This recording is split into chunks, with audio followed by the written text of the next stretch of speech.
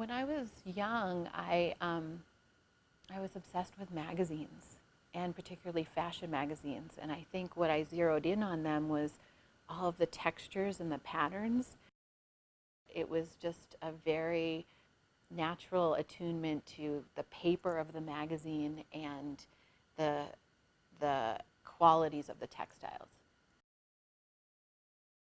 I began taking photos of blankets and comforters in my immediate environment. I always start with what's around me and where those meaningful materials that are in our daily life exist, how we interact with them. And so I wasn't thinking about making art yet.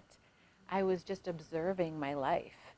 So it was just waking up and seeing the comforter, the form of the comforter after waking up, and saying, this is an unconscious sculpture right here. When people look at my work, they don't always immediately recognize it as bedding.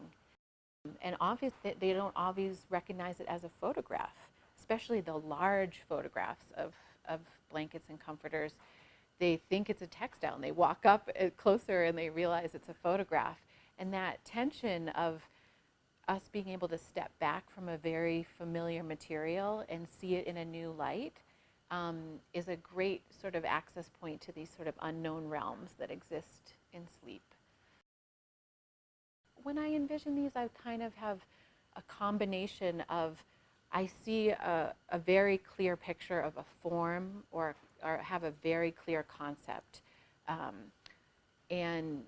But then as I'm working, a very kind of intuitive part comes as my body is interacting with the paper and moving things around and things are overlapping. Then imagery emerges that I did not plan at all. There's lots of bird-like imagery and feathered qualities and, very organic forms that come out. This piece is called Dark Water Drop, and it's a part of a series of water drops that I'm still in process of making now.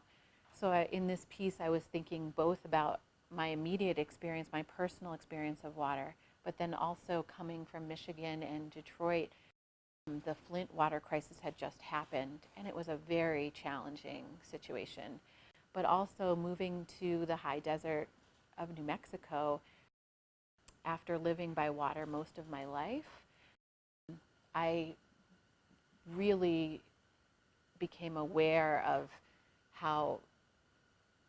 what an integral part of our lives it is. And it's us, we are 70% water. We need to not see it as outside of ourselves or separate from ourselves. It's the health of the earth and the health of our existence is at stake. To really fully bring the work to life, I feel like it's all about relationships too. It's not just about discrete objects that live in a very pristine environment. A lot of the pieces are like portals to kind of a mysterious part of our lives and our minds that we may not understand very well, but it's like an entry point to sort of begin to explore it.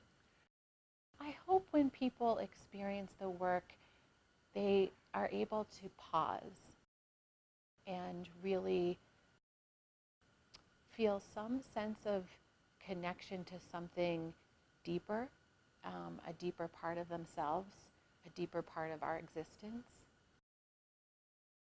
I often think about how just place impacts me no matter where I am. And in particular, New Mexico's beauty is there's more land than people. And so we are the minority. And so therefore, I feel like I need to listen to the land. And that's what I've been doing since I've been here.